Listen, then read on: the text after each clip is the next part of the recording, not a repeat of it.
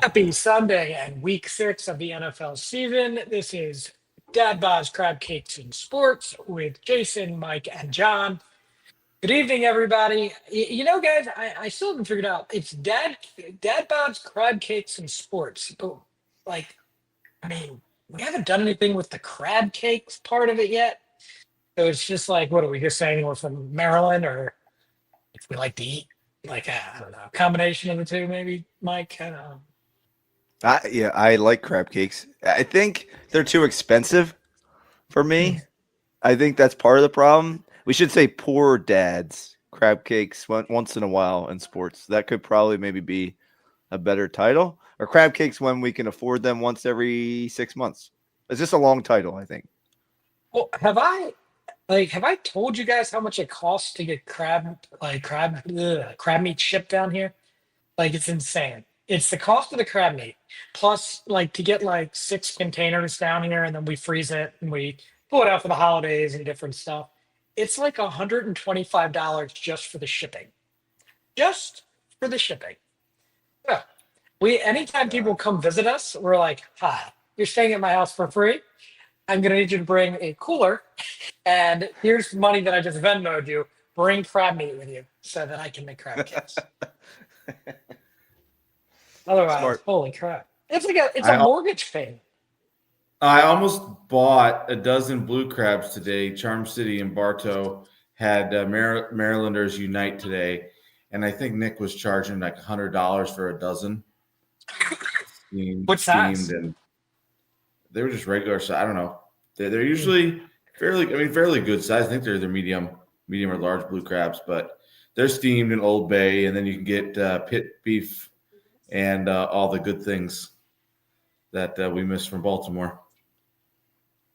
Yeah, I mean I make pit beef. Like I was actually gonna open a pit beef stand like around here at some point, or at least like at the back of my truck.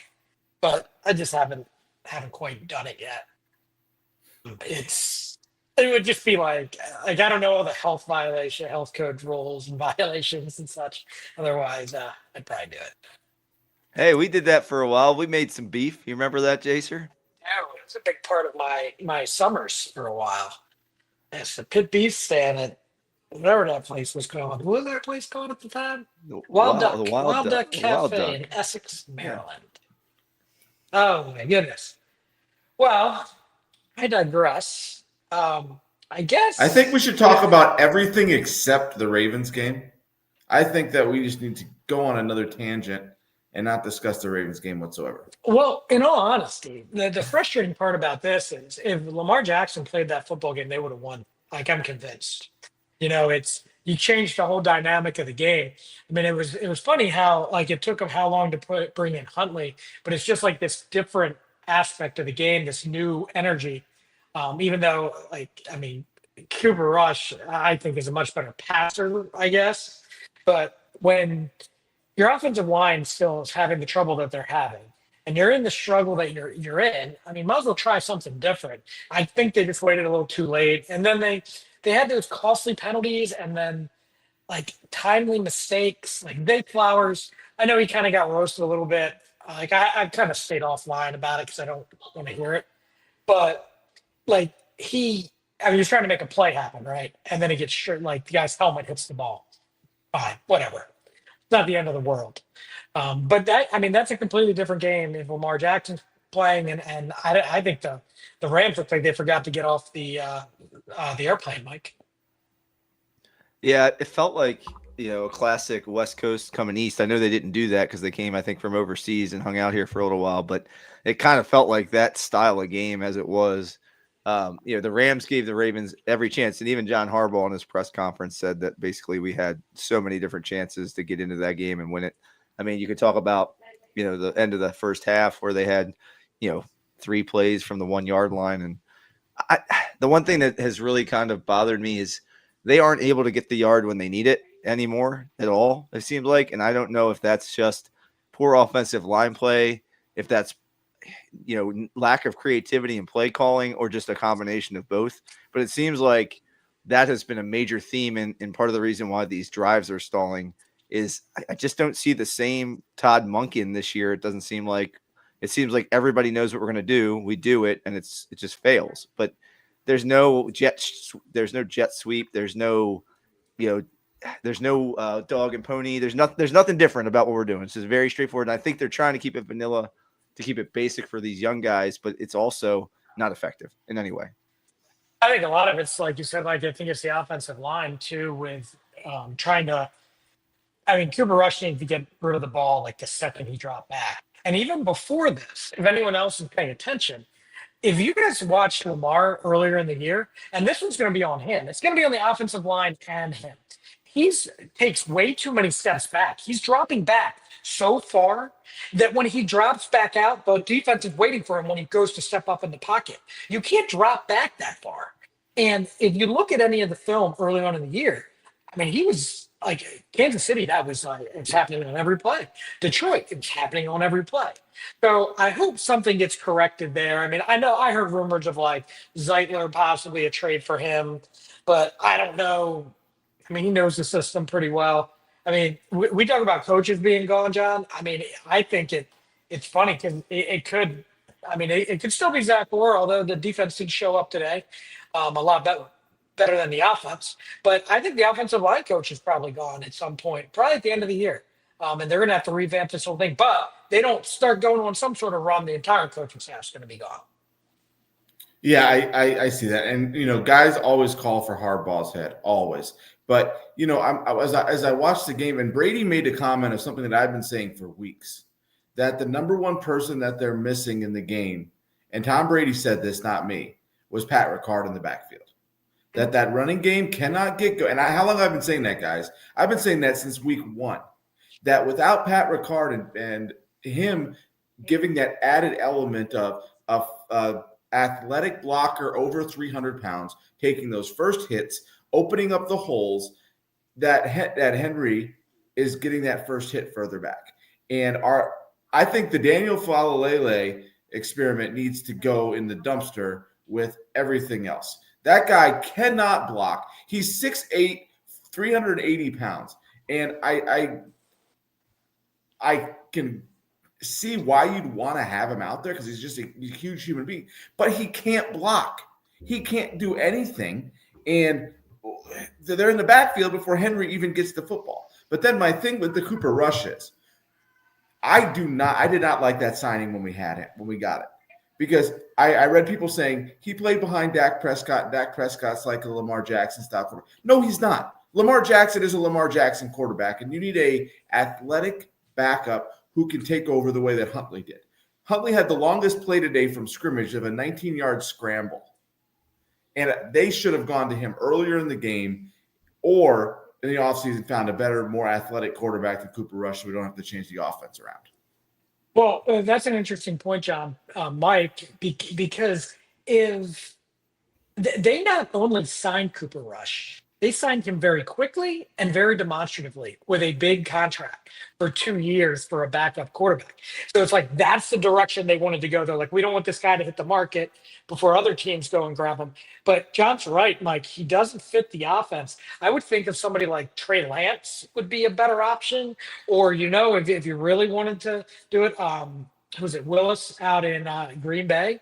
Somebody along that or Huntley, a poor man of both those guys. It's even though he is a Pro Bowl. Yeah, I mean, I think that they made it a point. They wanted to upgrade their backup quarterback this offseason. And I think that's how they decided they're just going to go in and they're going to grab a guy. And you are correct. Like, I think Todd Monken doesn't know what to do because he's got this non-athletic quarterback playing in an athletic system. And it doesn't match. And like you said Willis. What about like a Joe Milton? They could have done that trade for Joe Milton. Like he could have come in the backup here. Like there were guys that better fit what we do. No one's going to be Lamar Jackson, John. You're right. He's one of one. But maybe find somebody that fits that scheme better. But I don't think the running game was that big of a problem today. Derrick Henry went for 120 some yards today. They were able to run the ball, at decent clips, especially in the first half. And I thought they played fairly well running the football. But you look at the drives, John, field goal, interception, turnover on downs, one punt, downs, fumble, downs. Like they weren't punting. They were moving the ball. They were turning it over on downs. So they weren't getting the yards needed on those fourth down plays, or they were making stupid bonehead plays that take you directly out of a game that's very winnable.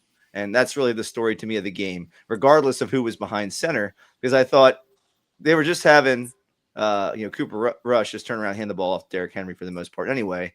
And on the broadcast, they kept talking about, they're setting up the bootleg for later in the game. They're setting up the bootleg. It's like they never were going to run Cooper Rush.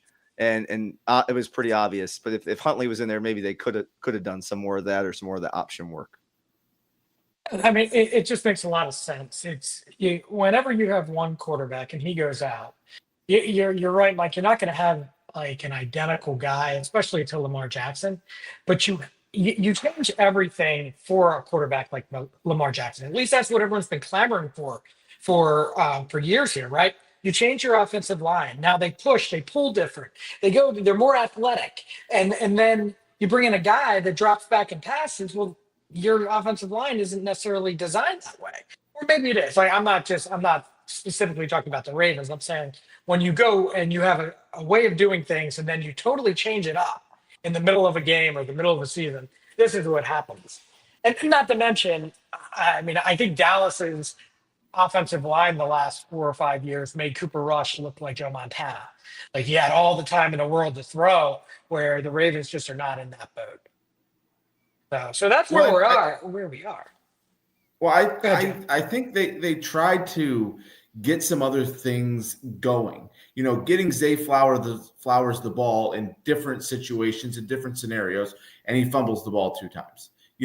But my question is this: why are we dropping back to pass? Why are we not doing, with the way the offensive line has been playing, quick 3-step drops, a drop and a draw, doing things quickly? Because it seems like they're dropping back to pass and having people running 20 yards downfield, and that's just not how our offensive line is able to protect. So quick, I mean, I was thinking about this the entire game is, why are we not running slants? Why are we not running quick outs? Why are we not, running draws, screen plays, doing things and I said that a couple of weeks ago, that we need to run some screen plays because our offensive line is having problems. So, doing other things. And I get it. They have guys they want to throw the ball down the field to, but use those tight ends. Use those 3 tight ends on quick outs, on curls, on things that you get the ball out of the quarterback's hands on a 3-step drop instead of going all the way back and then, having all these issues. And it doesn't make sense to me. Yeah, I have some answers for you. It's the screenplay. I agree. However, whenever Derrick Henry's not in the game and you see Hill in the game, then all of a sudden they're like, oh, they're going to throw the ball to him. So there goes there goes the disguising the play, right? Or you have little Zay Flowers and other guys on the line. You want them to run a slant. Well, they're getting bumped as soon as they take off right away. Where usually he's developing things later down the field or able to take an extra step and then go. These little guys are getting pushed around too much. Where I will agree with you is I think if you guys remember last year when Mark Andrews got off to that slow start, it was also mainly because he was in there blocking a lot more and they were letting Likely go out. I think at this point, with the way the offensive line is, especially hopefully Ricard comes back after the bye, if you have Ricard and you have Andrews, just leave Andrews in the block. That's okay. You got other weapons now. You got Hopkins and other guys. Andrews doesn't have to be that guy, and then it opens him up because he's in the block and all of a sudden now he's going out after he bumped somebody and now he's open for something. Go ahead, John. Well, because the Rams ran a play like that where they had, I don't remember, I think it was 85. It was 85, I think. He came in fake like he was going to block and then goes untouched like 25 yards down the field and Stafford hits him right in stride. And then you start having plays like that where Andrews hits somebody and then goes out and there's nobody. Like last year, there's a few plays like that. So that opens up an entire new box as well. If Andrews and Likely are in, and Ricard's an athletic guy, he can catch the ball, he can run the ball. He goes to block, and he goes. Then you're opening up an entire new can of worms that could help things because then you're not one of two things. One is then they're not maybe bringing as many pass rushers and we can hold them up a little bit longer. Or B, they are bringing it. Andrews chips him, turns around, catches the ball, and is 10 yards downfield before they know what hit him. Yeah, I mean, and once again, though, like I am not ready to throw the towel on these guys just yet. Mainly because I'm very intrigued to see what happens after this bye week. They need a rest, emotionally, physically, whatnot. But I said this last week. I honestly feel that with their upcoming schedule, they still have the majority of their games, all but one, left in the AFC North. I mean, they could definitely run the gauntlet and win that division pretty easily. I mean, because with Lamar Jackson in that offense, and he's the only one that you're taking out of that offense, minus like Stanley if he wasn't playing or something like that. I mean, you're still averaging like they're close to 40 points a game. So you could very easily go on a 9, 10, 11 game win streak. They could be 12-5. They could end up finishing with 10 wins, like something just as easy like that. So, Mike, I'm not, I don't want to say I'm optimistic, but I'm not pessimistic about it because when they do get out of the break, I'm not impressed on who they're playing. I know that the Bears, I think they're going to be very good the rest of this year through. I think getting them off of a bye week, they're going to be tough. But the rest of that schedule, Mike, to me, there's no reason why they can't rattle off a bunch of wins. Yeah, I mean, the schedule is not super intimidating. I think, 10 wins is a sure possibility with what we have coming up. I was encouraged today by the fact that we were able to run the football a little bit and that we were able to play a little bit of defense. If you look at the stats for the game, besides obviously turnovers and penalties, probably you'd have thought maybe the Ravens probably won today. If you look at time of possession, 37-55 to 22-05, that's the recipe to beat a good team is to keep them off the field. And the Ravens, they ran the ball and they held the ball for a long time, especially in the first half today. And they outgained the Rams 296 yards to 241 yards. So you look at that, you think home game, that's a W, right? But bad teams do things to lose games, and they are a bad team right now. And the thing that worries me, Jason, moving forward is can they correct that piece of it? Because it snowballs in a positive way when you're winning, but it snowballs in that negative way when you're losing, which we're seeing right now, because that was a very winnable game. You come into this 2-4, it's a lot different than 1-5. It makes me a lot more encouraged going into the bye than it would be now, especially with the Steelers. They won today. I think they're 4-1 at this point. You're at least 3 games, if not 4 games back of the division lead. So running the gauntlet and hoping that your opponents lose is where you're going to end up being as you head on into the rest of the season, because you're going to need some help. You're putting yourself in the worst possible position. But that doesn't mean with Lamar Jackson anything isn't possible, because he's such a difference maker. He's an MVP for a reason. When you don't play with Lamar Jackson, that's like taking the MVP off the team is pretty tough. Well, so we were talking last week too, like when players start giving up on the coaches, that's when coaches get fired. This is not a football team today that gave up on their coach. This was like night and day from last week. And I really do think that last week's game was just well, exactly what you said. No Hamilton, no Stanley, no Humphreys, no Roquan. And then Roquan will be back too. That's another one. Then the other guy, no Lamar, which is the biggest of all of them. Like when you don't have any, like that didn't happen this week. And those guys competed today. And they were in this game all the way with 8 minutes left in the game. Okay. So for me, Harbaugh's always done a really good job of getting his teams ready to play. Minus last week, again, we just went over that. But I think after the bye week, spending time with these guys, getting them up, they know what's up for grabs. Like this isn't, and we don't have to tell them that. So I'm optimistic. I know I said earlier I wasn't optimistic, but I definitely am optimistic because their first 3 games out of the bye are the Bears, the Vikings, and the Dolphins. All 3 of those teams have a lot of holes. The scariest to me, again, is the Bears. But, there's no reason why they can't win all 3 of those games, especially Miami. And then especially, again, Minnesota, a quarterback situation. Who knows? Yes, Mike. It depends on what type of bear. Like if it's a grizzly bear, you're supposed to be loud and you're supposed to get really That's the opposite. Big. Opposite. Oh, is opposite. it? Oh yeah. No, I heard it was Grizzlies. You're supposed to play. And then Grizzlies. You're supposed to play dead. Okay. So you're supposed to play dead against the big Grizzlies, and then you don't even have to play it with Grizzlies. You don't have to play dead. You're dead. You're dead. Just be dead. Okay. Yeah, And then well, that's gonna black happen. bears. What do you do with the black bears? That's when you're loud and Hey angry, bear, right? So hey bear, hey bear, yeah. go Get out of bear. here, bear. I'm large. I I'm a don't give a dad bod. crap what any of you people go. I am going to run the fastest I've ever ran in my entire life. Listen, Like not Hey, I'm against a good grizzly. eating.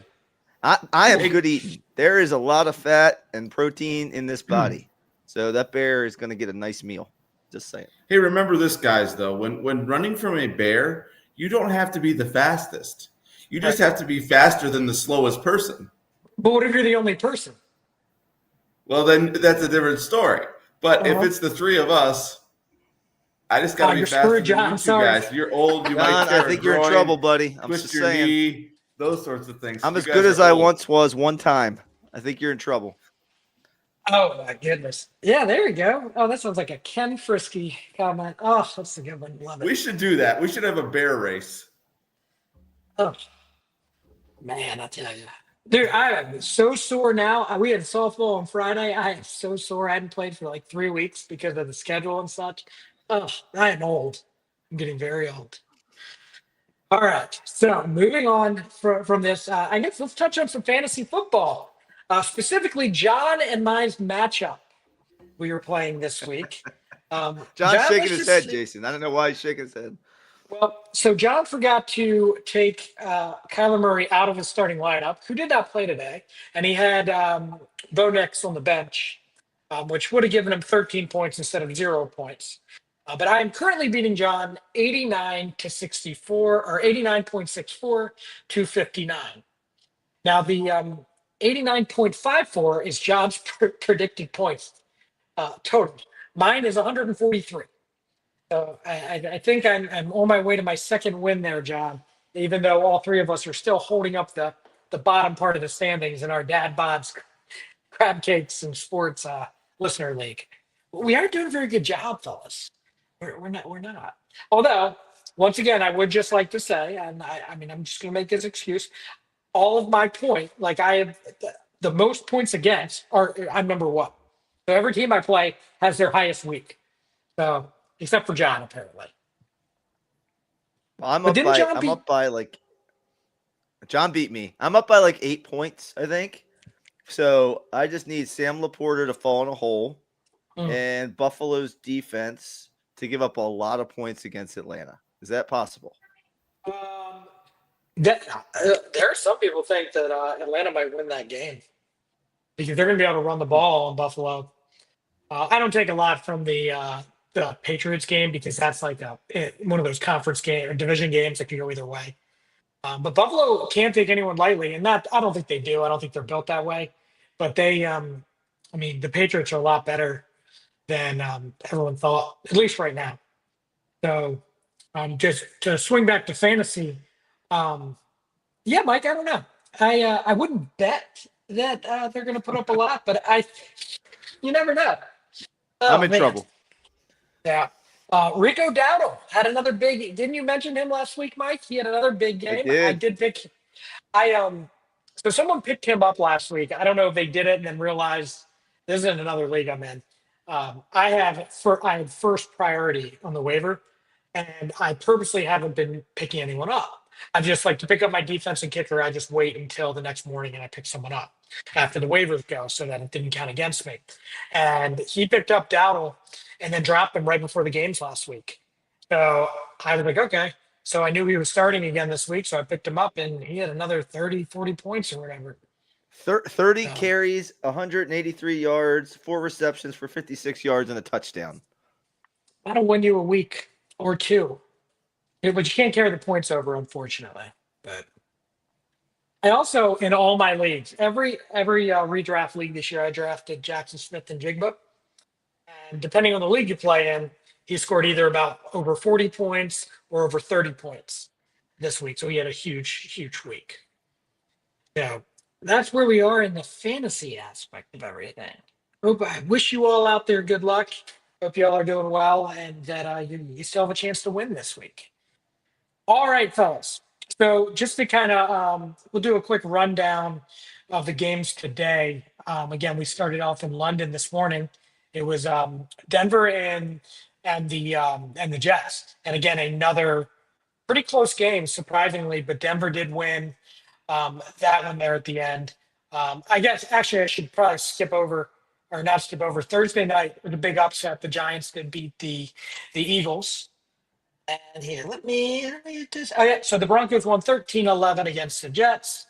The Panthers upset the Cowboys 30 to 27 in a really good shootout. The Steelers beat the Browns 23-9. The Colts won a close game against the Cardinals, which is kind of surprising without John's Kyler Murray, his favorite quarterback, 31 to 27. The Jaguars lost to the Seahawks 20-12. Did you guys realize that the Seahawks have won their last 9 games, or might be 10 now, on the road under McDonald? That's crazy. And then the Chargers did win a close one against Miami, 29-27. We could be getting closer to Mike McDaniel being the first coach fired. And then the Patriots won again, 25-19 against the Saints. Currently, we have let's see what games are going on now. Tennessee is trailing the Las Vegas Raiders 20-3. Tampa is pulling away from San Francisco, although there's still plenty of time left here, 27-19 in the third quarter. And currently, Green Bay is winning 17-10 against the Joe Flacco led Bengals. And I have the Packers in my lone survivor pick left. So I'm pulling for Jordan Love and the Packers there. Better You put guys that wanna cheese add? head on. Hey, got it in the drawer. Hey, It's perfect. did you see next week that it's Flacco versus Aaron Rodgers? It's like 81 years of quarterbacking in that game. Terrific. Oh my goodness. So Thursday night, I think. what did you guys think of that deal? Like, to me, Flacco going from Cleveland to Cincinnati. I mean, I do think it's an upgrade over Browning, but I don't know how much of an upgrade. It sounds like, from what I heard, Cincinnati was reaching out to pretty much anyone about a quarterback, and those guys were the only ones that were interested, John. Yeah, I think, as I looked at the roster of Cincinnati, it works for a guy like Flacco because he's still got a fairly big arm. He can still get the ball down the field. And with those wide receivers, I was just checking out the game stats here. Flacco's 19 for 31 with 141 yards, 1 touchdown, 0 picks, a rating of 82.9. So he's hit Higgins 5 times, Chase 6 times for 62 yards for Higgins and 55 yards for Chase. But I thought, that's kind of the perfect scenario for an older quarterback like that to have two. I don't know if they've both made Pro Bowls, but they're both, two very talented, very highly respected and highly coveted wide receivers. So I think it's probably the best situation he could be in because in Cleveland, who's he throwing the ball to? Like they couldn't protect him. He was getting sacked almost every play. And even when he was young in Baltimore, he couldn't run. So, but no, I think it's probably the best situation for him and probably the best situation that Cincinnati could find kind of in the dung heap they found themselves in. Harry Judy in Cleveland's a dropopotamus this year. So, and he is not helping those guys out very well. I mean, Mike, were you surprised at all by it? I mean, what are your opinions on the deal? Two different directions with this one. Number one, it's like I see why Cincinnati's trying to keep those receivers happy. Probably they know that the only way that team's going to win is if that offense is able to maintain a high level, and they need to score points to win because that defense isn't very good usually. They're playing well today, and I just have concerns that Flacco, is going to get sacked a bunch of times in Cincinnati as well. So I just worry about that piece because Joe Burrow took a ton of hits last year. Obviously, he can't stay healthy. But when's the last time you're like, hey, I need a quarterback. Where should I go shopping for a quarterback? Hey, let's go to Cleveland because they are known for their mecca of quarterbacks. That is just the place to go to find your best quarterback. Good job. I mean, hey, the pickings are thin, literally. So I don't. It didn't surprise me when I saw it. I looked at it. I was like, oh, okay, yeah, sure, whatever. He's just keeping things going, I guess. Yeah, I'm kind of glad the Ravens didn't. I had heard that during the offseason they were sniffing around there, so I'm glad that wasn't a real thing. Yeah, I know. That's what I do. No. All right. So, fellas, let's move on to our next segment. Are you guys interested in some ballpark figures? Absolutely. Good. John is Yeah. not in charge, so shouldn't be too funky this week. Have we? Okay, tell me, have we done this? We haven't done career win leaders for Orioles pitchers, have we? Yes. We have. Was it wins or saves? You did some. I did, Oh, somebody did saves, and then I Mike did did something with for you. wins.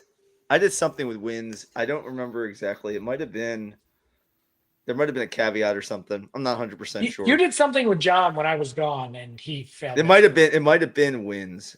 It was wins, yeah, because I think it was like all the guys from the 60s and 70s, and then it was like Sidney Ponson, Jorge. No, wrong No. list. That might All right, that so wasn't we're gonna do the top 10 lists, and we'll see how you guys do. Now, John, don't say Sidney Ponson. John. Yeah. Yeah. Here's a caveat, though. There are two guys in the top 10 that played in the early 1900s. I guess they're going back to the St. Louis Browns. So I'm gonna cut them out, and you're gonna get the next two guys. So number 7 was Urban Shocker. Yes, Shocker, everyone. Shocker. And he, my friend, is number 7. And then Jack Powell is number 8. I don't know who they are, so you guys don't have to guess them. But you do have to guess number 10 and number 11. So, pardon me. Number 11 and number 16. Because he's the next guy within. I mean, all the other guys are in the early, they're all St. Louis Browns. You have to actually get Orioles. So you have 3 strikes. Who wants to say the first one? And I know you're all thinking. I'll say Jim Palmer. You got it. Who else you got? That's number 1, by the way. How many? How many, Jason? 268 wins. That's a lot of wins. That's a lot. All right, John, where are we going now? I don't know. You sticking to that sticking to that era of players, or Scotty McGregor, a Cuellar? Anyone, these are real guesses. Cuellar. Yeah, I would think Cuellar before Flanagan McGregor, but probably has a bunch of wins. Yeah. Musina's he had a long career here, but he also went to New York for a while. Is this their career wins, or is that here, Jason? Yeah, career wins with the Orioles. Oh, with the Orioles. Okay, so I would think Musina's on that list because he was here. Yeah, 10 he's on that years. list. Musina, Jason, Mike Musina. He's number 3 at 147. Okay. Cuellar. Got a guess? John Cuellar. Yeah, I think so. Number 4 at 143. Okay. Johnny boy, what are we thinking? I'm trying to. How about I think like Flanagan's on there? List? Who? Flanagan's Bedard. I don't know if he was here long enough. No, Bedard. I don't think Bedard's on that list. What are you? It's John's young. Mike Flanagan, John. Yeah, I think that's a good guess.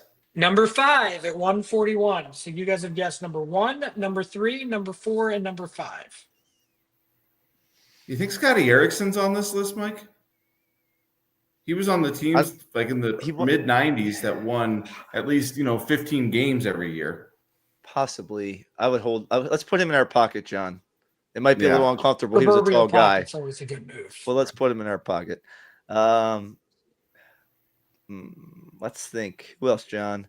Who else is in the '70s? I was like, because we got Flanagan, Dobson. I don't know if Dobson was played long enough here. Did he? Maybe. How about Hoyt Wilhelm, John?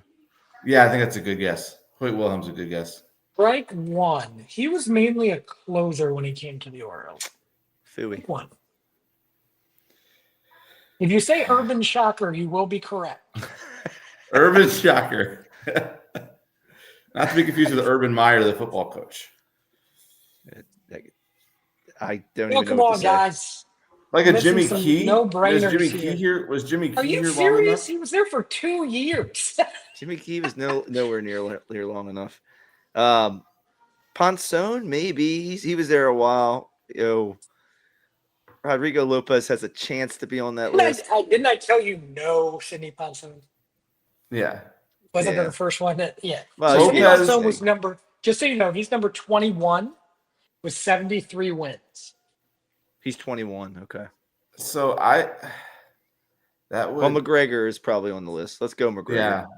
He has to Number be. 6, Scotty McGregor with 138 wins. So we're missing 2, John. 2. So I'm like, who?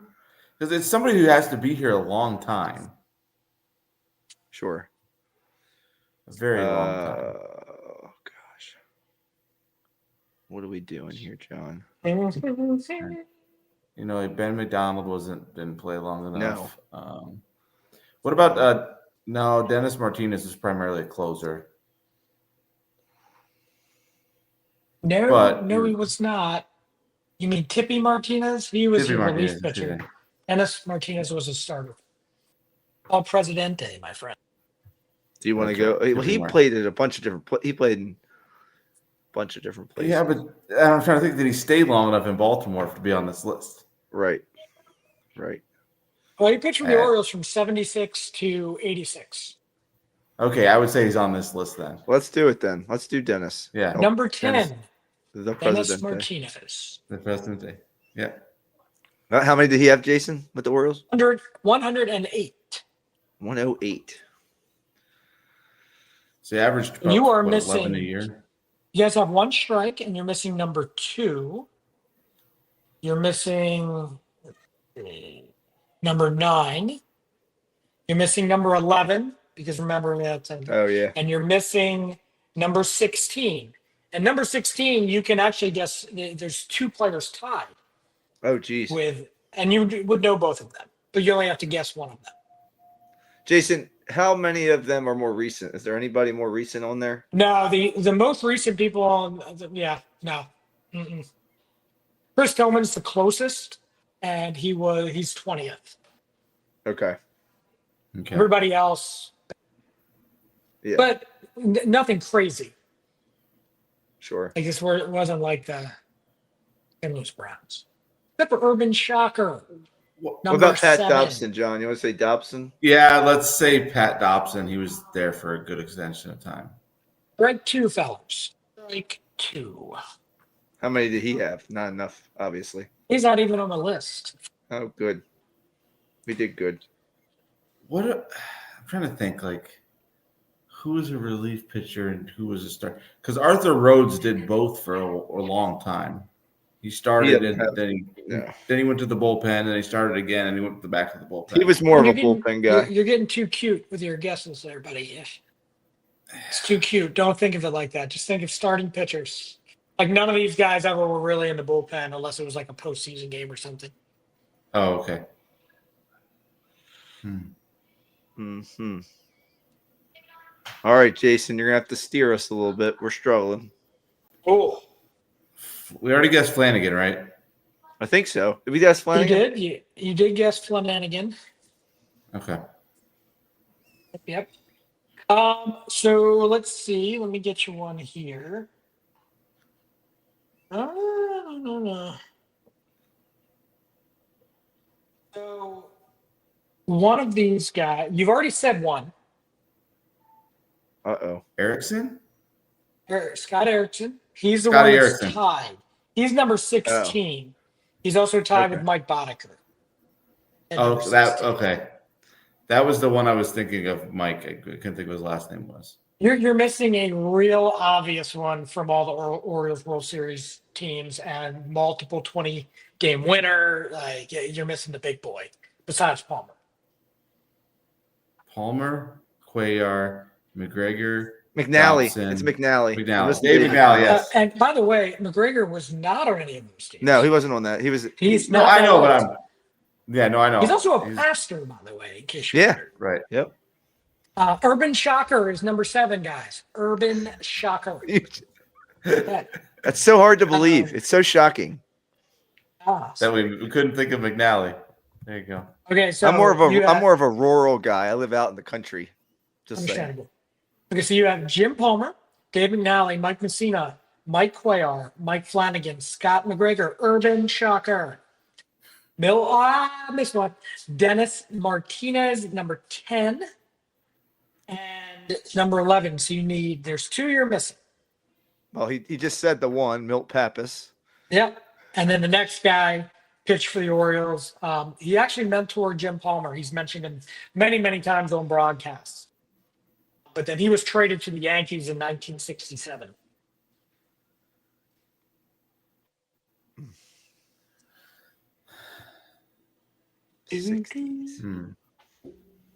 Ironically enough, he was born in Tacoma Park, Maryland, too.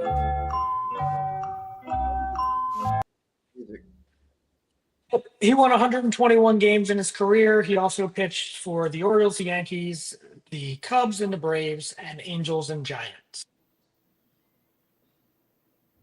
First year was 1960. His last year was 1974.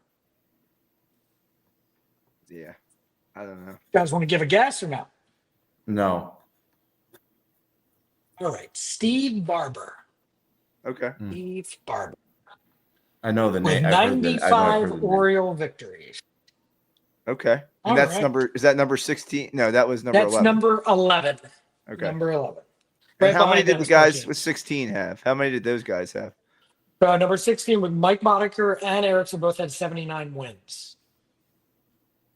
And then Chris Tillman had 74. And he's down there. But the other guys were not. Elam Van Gilder, George Blyholder, Carl Wheelhelm, Harry Howe, Dixie Davis. Yes, he knew. All right. Well, that was our ballpark figures. All right. I think it's funny, Jason. You picked that you would have been good at that one because I'd have got them off. I think you're an Oriole historian, but you pick what you like. That's what's funny because that's how it works for me too. Like I pick the things I feel like I know better, but I would have been curious how well you would have done. I think you'd have done pretty good on that one. I think I would have got them all. The only ones I wouldn't have gotten, I mean, I definitely would have got Urban Shocker. That would have been my first guess. I'll never forget it. I'll never forget it. I don't know if I would have I definitely wouldn't have guessed Scott Erickson. I just don't think of him like that. I would have guessed Boddicker. Like if I would have been, if down to my two strikes, Boddicker would have been one I would have guessed. I'm trying to think. Steve Barber would have been a tough one for me, but Dennis Martinez for sure. I would have soared through and then struggled on the last couple. Yeah. Milt Pappas would have been one that I would have probably gotten right away too. I did. All right. Hey, I don't know if you had this Yeah. while we're talking about baseball, Jason. Have you been watching the MLB playoffs? I am. That's actually our next segment. That's beautiful because I tried to stay up and watch that 15-inning game the other night, and I gave up in the 14th, and I feel really bad about it. I was so tired the next day, and just what a game. They called it the Battle in Seattle, and they would get guys on base to lead off the inning every inning, and then something would happen, they wouldn't score, and it would just keep going. And it was just poor Fritz. Feel bad for that fella. But, I'm thinking in the back of my mind, what a great baseball game. And we haven't had, games like this recently, but it was an excellent game. Yeah, I mean, doesn't it make you sick as an Oriole fan? Because I'm thinking to myself, I'm like, oh my God, there's no way that our bullpen would have been able to do what these guys did, especially with all the matching up that they do and stuff. They let these guys go. I thought the game was over when Flaherty came in, and he weaseled his way out of it. He pitched well for them. So it was, it was just tough. I started watching, like I said, I had softball Friday, and then I went to the bar afterwards, and one of the guys is from Oregon, and he is a huge Mariners fan because up in the Pacific Northwest, you're either a California team fan or you're a Mariners fan. So that's where he was. And it was tough for me because I didn't want to tip my hand and be like, I really am pulling for the Tigers because of our friend Jeremy Fritz. But I'm like, and Struble was pitching, who I love Struble. So it was, it's one of those things where it's it reminds me of the early 90s type baseball, when the Twins won the World Series, those type of pitching duels. But all of these games, except for the early games on like with Toronto blew through a couple, had some blowouts, but all these games like it's come down to pitching for the most part. I'm sorry that the Phillies didn't win. I really wanted to see. Like I was kind of pulling for them, but other than that, I mean, pretty good matchup. I think that the Blue Jays would have matched up better against Detroit than they are against Seattle. I mean, Seattle's got studs in the rotation. Their offense can hit a little bit. I think that was one of your picks, Mike, later in the year when we did our like 9,000 redo for our picks. Them in Milwaukee. Yeah, So and I had the you're Padres, I looking think, at good. some point too, and that was Me too. stupid. Me too. It was dumb. It's kind of riding the Can't, hot hand. can't win them all. Can't win them all. But I like Seattle's pitching staff was great, and those trades they went out and made midseason really started to shore up that lineup. And Julio Rodriguez has really showed up in the postseason. I mean, he's been really good. Gets on base, made some great plays. Like he's just a really good baseball player, and that looks better and better every day. And then obviously the big dumper. He hasn't had a great postseason, but he's someone you got to watch out for. We talk about a bat in a lineup making a difference, right? Like even he makes a difference for all those players around him as well. They're getting more pitches to hit. So they actually have some formidable bats in their lineup now to add to that beautiful pitching staff. And now I'm really intrigued about this Toronto Seattle ALCS. I'm really pulling for Seattle because I want to see them get to the World Series and have a shot at it. They've never won one. I think that would be pretty cool. In a 7-game series, though, I mean that's the pitching staff you want. I mean they match up really well. When Toronto does not match up as well pitching wise, but they can match the baseball.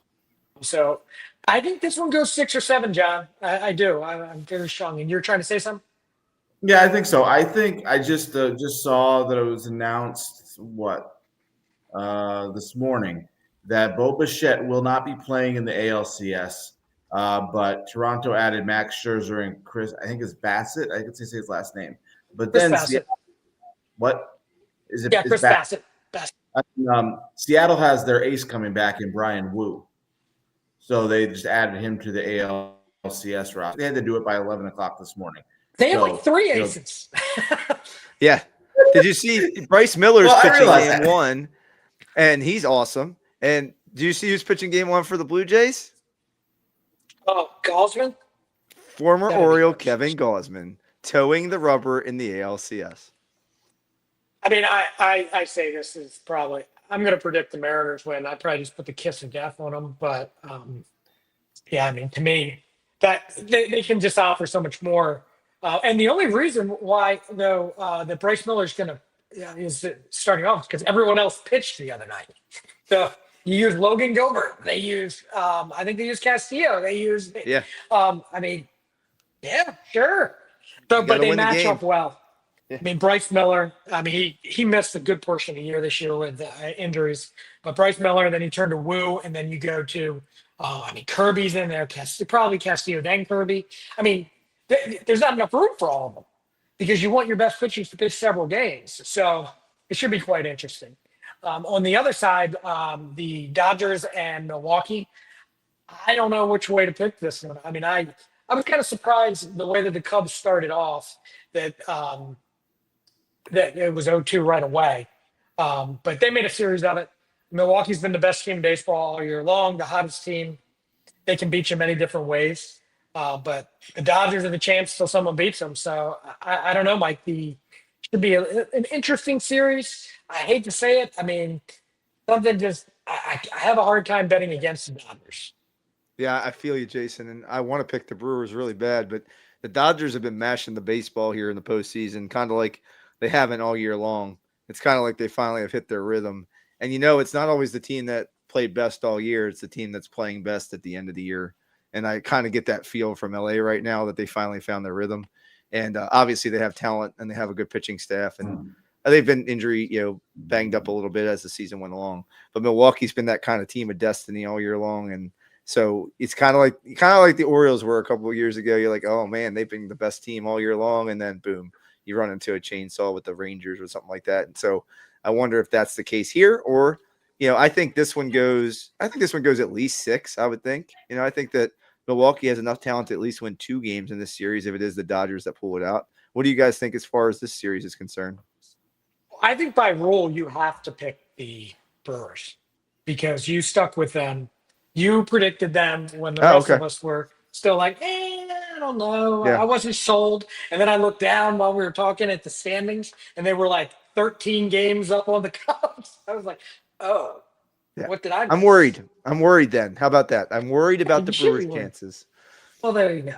Don, what are your thoughts? I mean, like I said, I would love to see the Brewers. Brewers Mariners sounds great. I don't know if anybody's going to be excited for it that is not us or pure baseball fans. But I mean, I don't want to see the Dodgers again. I'm kind of over it.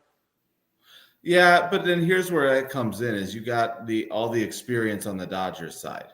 The Dodgers manager Dave Roberts has been there. Or the Brewers. A lot of young guys, a lot of younger guys without that long postseason experience. And then you come down to, okay, which team can keep their pitchers on a regular schedule and which team is going to be able to get the most out of their bullpens in these games. And that's always how it seems to be how the postseason ends up, right? It's which team has the pitchers who can go the extra 7 games, who can do these things. And I favor a veteran team like the Dodgers, just simply because of the experience, because of the Ohtani factor, because of you got guys. I mean, when one of your bullpen guys is Clayton Kershaw, I don't know if he's going to start. We'll probably keep him at the back of the bullpen. But one of your bullpen guys is one of the best postseason pitchers of all time in Clayton Kershaw. I'm going to give you a little bit of a favor. Yeah, one of the best pitchers of all time, hands down. I mean, first ballot Hall of Famer.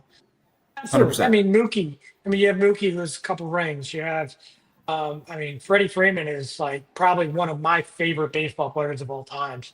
I mean, just does it every single day. I mean, I wish he never left the Braves. That was a bunch of horse crap. But and then Shohei Ohtani, I'm still probably one of the best athletes to ever play baseball. Like it's going to be fun. I can tell you that. I don't think anything's going to end quickly. I think both these series are going to go a little bit. My prediction would be the Dodgers and actually my hope, I guess, would be Milwaukee and Seattle because I think it'd be fun 7-game series. But I'm going to go ahead and say that it's the Dodgers and pardon me, who else is playing? Oh, Seattle. Yes. Mike, Well, thoughts? I think that's interesting. I don't think MLB's pulling for that Yeah. with the markets that you're seeing in Milwaukee and Seattle. They're not quite New York and LA or Chicago or any of those teams. So, but I think it would be great to see some fresh blood in the World Series. How cool would a Milwaukee Seattle World Series be? I mean, that would be awesome just to see that. But I'm excited for baseball because these games have been so good. I'm just excited to watch these games, pitchers duels, well-matched teams. Having watched the Orioles this year, we didn't get to see a ton of that. So seeing this at the end of the season has been encouraging, But Jason, you talked about Philly and their early exit and how they had aspirations, and you saw how that ended for them, right? With the horrible error. And I think they're talking in Philly about Kyle Schwarber, whether or not to keep him around. What are your thoughts? I know we talked about him in Baltimore. I think they'd be stupid to let him walk. Yeah, I mean it's funny because what I want to talk about next was the Orioles. I mean, can't talk baseball without talking the Orioles, and especially this off season. Schwarber's the top of my list. I mean, if they're not going to go out and get like a Kyle Tucker and take that, what Schwarber gives you and what the Orioles need is not only like great numbers, can hit the ball out of the ballpark, might only bat between 230, 245, 250, but he's a clutch performer, hits the hell out of the baseball. He's going to drive in runs. He's going to walk. He can play a little outfield. I don't know if he can play first base. That might be a deciding factor here too. But he would 100% be a target for the Orioles. I mean, the Phillies let him go. I don't know what they would do to not bring him back. So are they just going to go into some sort of rebuild or a half rebuild mode? Because they have the money to keep him. They have money tied up in Turner and Harper, but who's their big pitcher that got hurt? Mike, the guy Wheeler. Zach Wheeler. I heard he's not signing another contract. He's going to retire, but he's got like another year on it or something, depending on how this injury goes, but money is freed up there. Nola, I know they got some money tied up there. So I don't know what they want to do. I would let him go. He's an integral part of that team. But if he is, then he would be one of the top two guys I would go after as an Oriole fan. Yeah, I John, mean, do you I have think thoughts? in Philly they were talking about, is it worth him versus like a few of these other guys who are free agents? Like, would you rather have Kyle Schwarber back or Real Muto and Harrison Bader and these other guys who maybe are free agents? So to me, it's easy. I'd rather have Kyle Schwarber back. He's a guy who does things that other guys don't. You hit 50 plus bombs, you get on base. There's just not a lot of the guys like that out there. He's been an integral part of their success for the past 3 or 4 years. So, and plus you took a chance on him, with the Cubs. He was a good player, but he wasn't this player yet. And it turned out well. So why not just stick it out there? Maybe they're worried about the decline in play because he's a little bit older baseball player. His body type's a little different than, I wouldn't call him a super athletic body type, but he still gets the job done. He's way more athletic than I am. Great. Well, so if it was me, I would try to bring back Schwarber, probably on a not a like long contract, whatever you can come to the agreement with, but then also Real Muto, because they have Carl Crawford's kid coming up, and I think Bader, just go ahead, cut ties. I mean, he's a luxury in my eyes, but Real Muto, I don't know what their catching situation is outside of him, but he's a very one of those quiet leaders that you really need on your team. Like not a superstar anymore at this point, but I guess they need to reevaluate what they're going to do there, because I mean he is older, I believe, in his mid-30s now. But as far as Dorba goes, I mean if you can make it work, that would be one. But to kind of tell that in the Orioles, like what I'm noticing a lot in this playoffs are stuff that we just don't have. Someone with Schwarber or a Josh Naylor or somebody like that that's going to protect your other hitters in the lineup. Like Gunnar would be so much better if he had some protection. I mean, like, where is that coming from? Like Tyler O'Neill, I guess, with the thought initially, but there's no like you have to pitch to Gunnar because this guy's behind him, or you have to pitch to so and so because this guy's behind him. So I don't know. I mean, if it's me, I like Josh Naylor. That's another player that I've seen a lot. And I do think they need to address the first base issue. And then if you want, then go ahead and trade Kobe Mayo to one of these other teams to try to package him for a pitcher of some sort. But I did just want to talk a little bit about this of some of the guys in the playoffs that you guys think could help the O's. Josh Naylor to me, Kyle Schwarber, Kyle Tucker. I mean, anybody else, Mike, off the top, besides like some bullpen arms and whatnot. I mean, Devin Williams to me would be my main target. Mike, I like Devin Williams. I talked about him before. Luis Arias, I talked about him a million times, but he was in the playoffs, but it seems like it's been a minute. He's a good player. What do you think of Paul Goldschmidt? Is he too old? Yes, John, don't even speak. No, I don't want anything. I don't want anything to do with it. Like, dude, you can get more production if it's Goldschmidt or Mayo. Just go with Mayo. Like, yeah. He gives you that leadership, but it's not what you need at this point.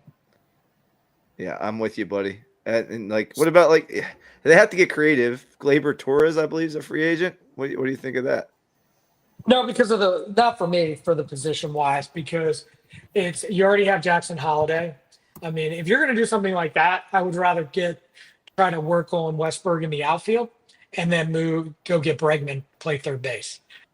If you're going to bring in an infielder, I mean, that's what I would do. I wouldn't roll the dice there, John. Yeah. I don't know. And you like Naylor. What do you think of Eugenio Suarez? He's a free agent. He's 34 years old, third base type. Okay. No, I don't think so. Not at this point. He's on some all-time lists here over the last like 5 or 6 years of his career. But I'm not doing that with him, John. No, I don't think so. I looked at the Phillies catching. You guys were just talking about Real Muto. They don't have a catcher in their top 100 who's above AA.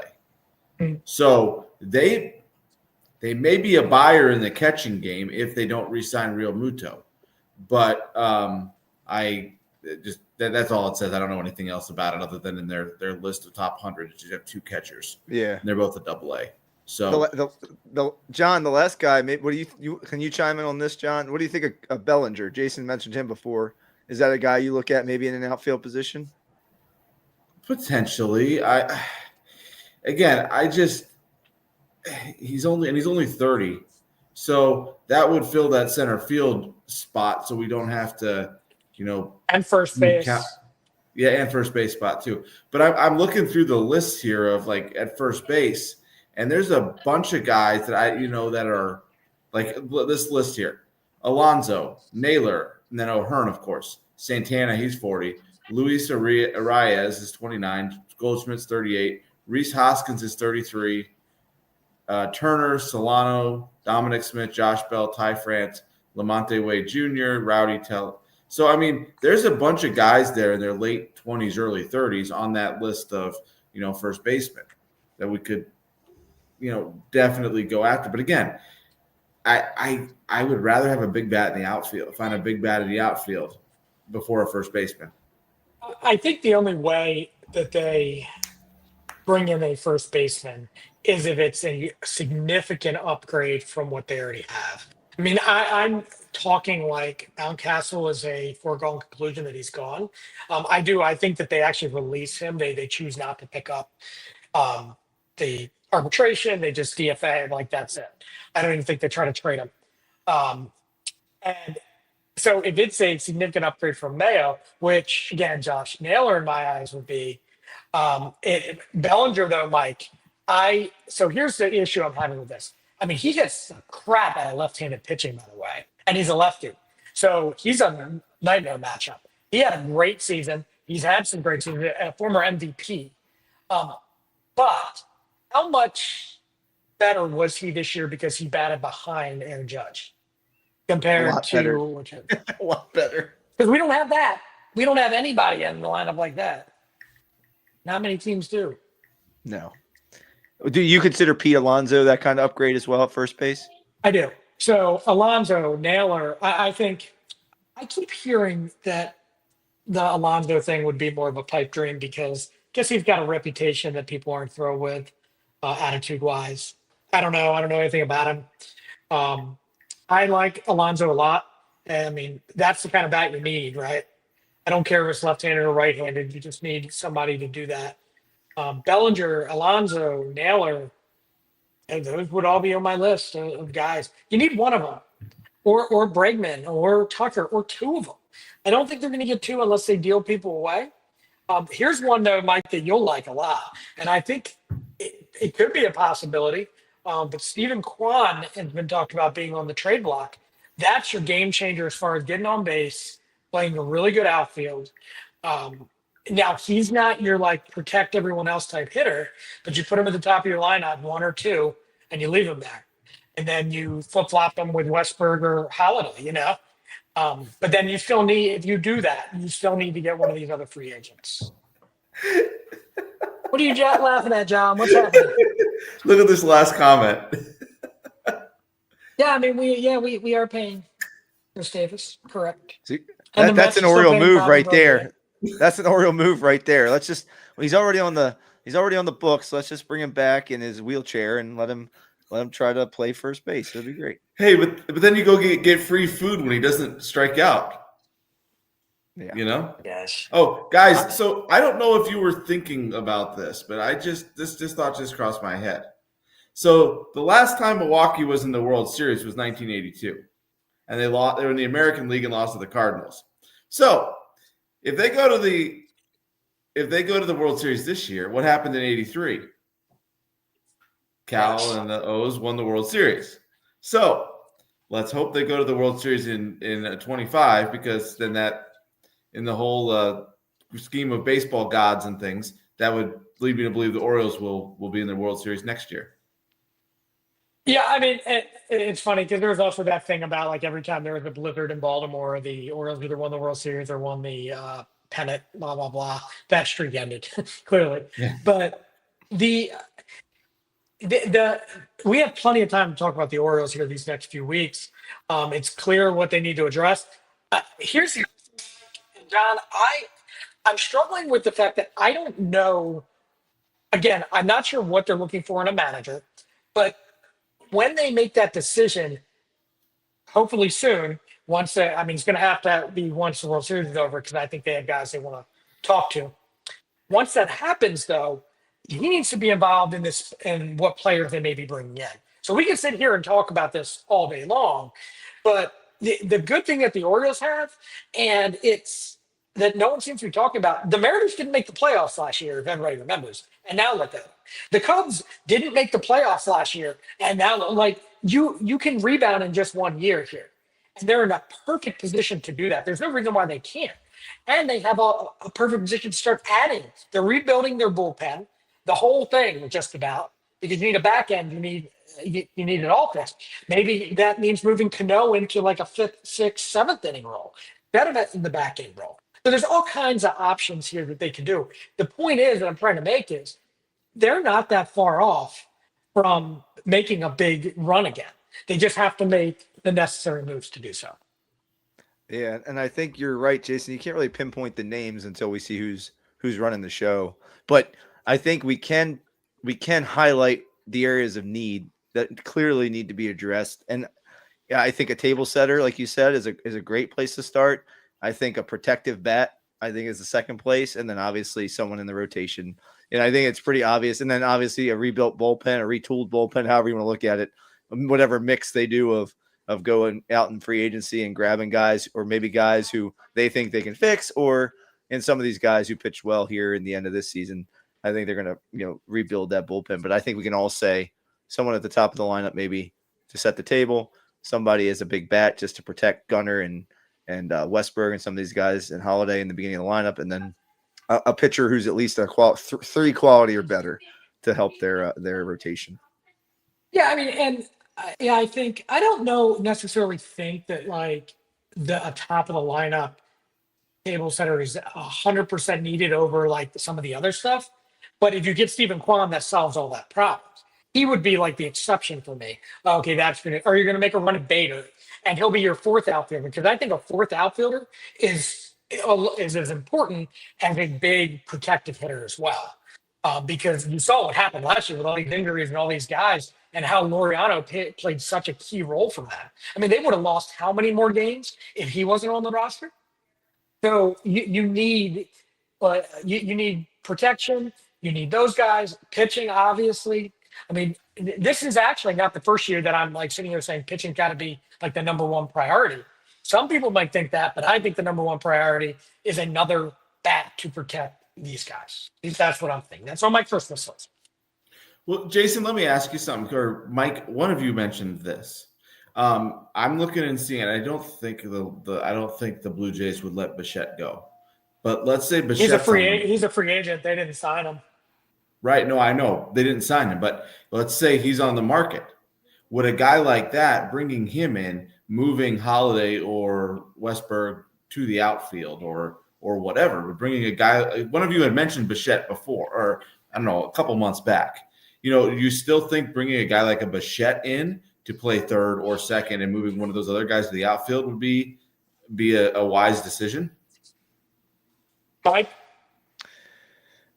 I don't know. He's not the first. He wouldn't be my first priority. Like, I like him as a player, but he seems very similar to some of the guys we have already. He seems like a Gunner kind of guy, a Westberg kind of guy. I'd rather see something that kind of complements what we already have versus that mirrors what we already have, if that makes sense, John. Obviously, if they wanted to do that and move Holiday to an outfield spot or something like that, I think that's still an upgrade, but it's just not the way I necessarily would upgrade. I think that's a huge luxury in comparison. And plus, you'd be looking at 7 to 10 years of paying this kid. And it's, I mean, you're going to want to pay Gunner, right? I mean, I think Bichette right now is having a great year. They're two different types of players. Like, Bichette's not going to be a 30, 40 home run guy, but he's going to hit 300. He's going to steal some bases. He's going to be around the league leaders in hits, but not to me. When there's other guys out there like a Kyle Tucker, if you're going to spend that type of money, just go get Kyle Tucker, save that problem, or like solve that problem right then and there. But I think like the one name I just keep coming back to, I mean, Josh Naylor had one hell of a year for Seattle. That's not a hitter's park. No one says, I want to sign with the Mariners in the offseason.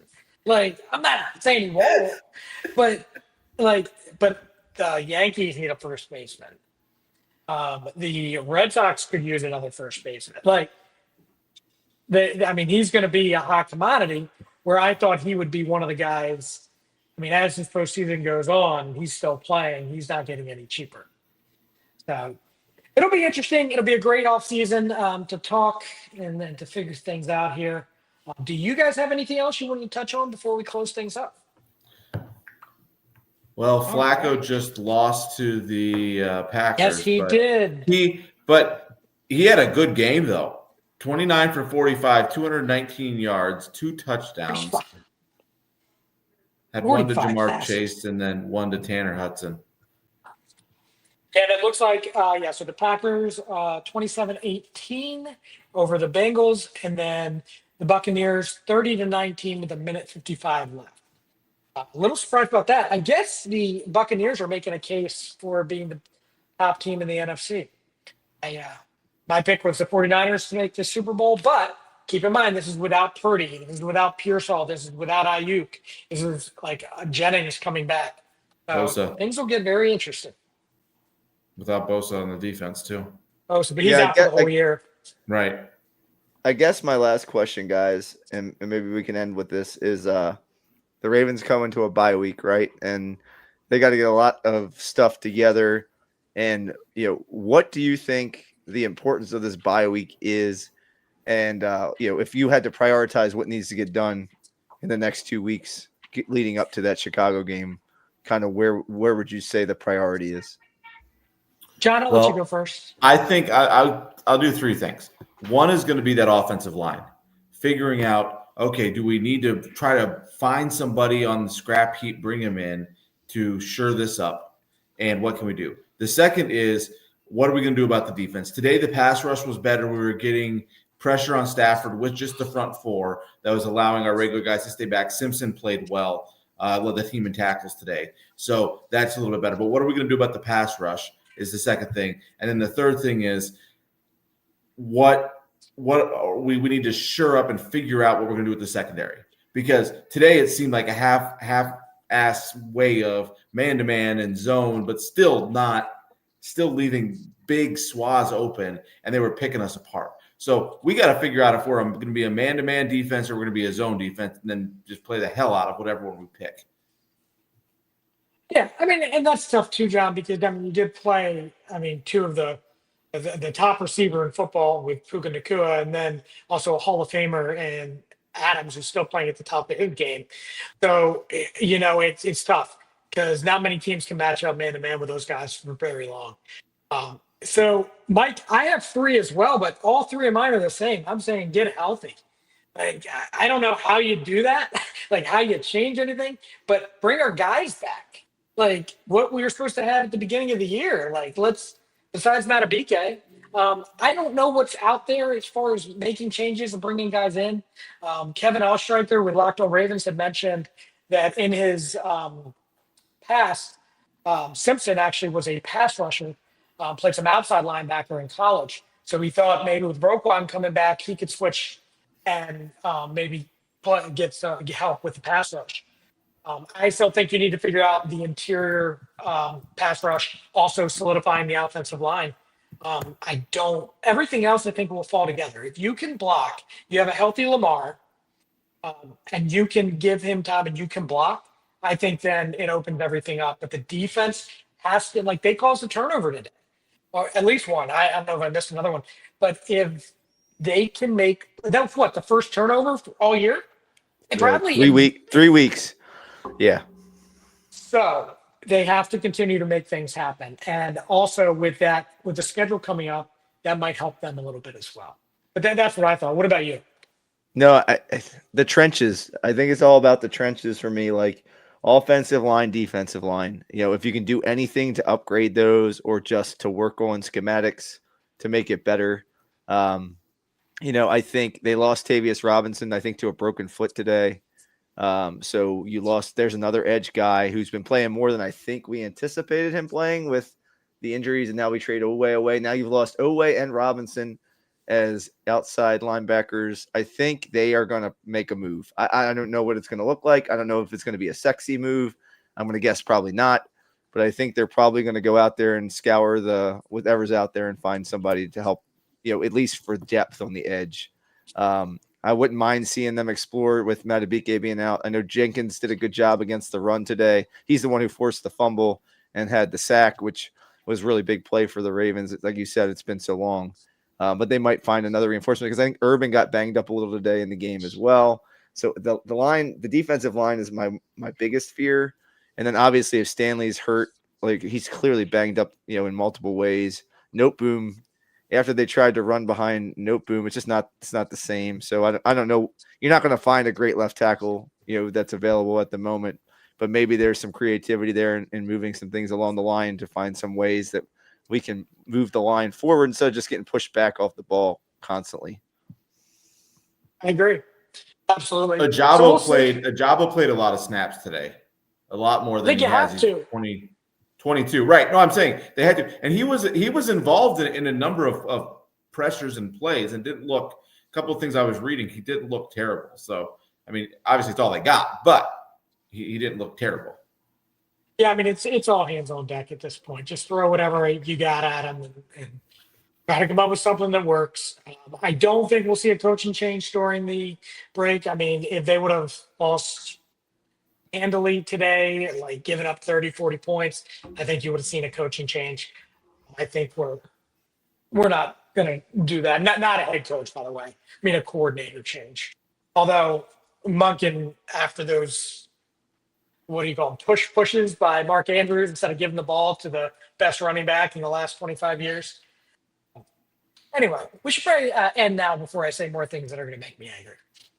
But All right, Mike, you want to take us home? Yeah, I'm not going to talk about tush pushing anymore. It's going to wrap it up for this episode of Dad Bods, Crab Cakes, and Sports. Thanks for hanging out with us this evening. Please don't forget, if you can subscribe to our podcast on Amazon, Apple Podcasts, Spotify, or wherever you get your podcast. Leave us a review. Give us 5 stars. Tell us how much you love us. We'd appreciate it. That really helps us out and spreading the good news about Baltimore sports far and wide. And you can find us on social media, on Facebook and on X and on Instagram. You'll see some reels. We'll have some conversations and, ask any questions you might have. You want us to talk about some things, hop on here and give us some ideas to freshen up the old show. But until next time, keep rocking those dad bods, eating those crab cakes, and never miss a game. Adios. Hasta la vista.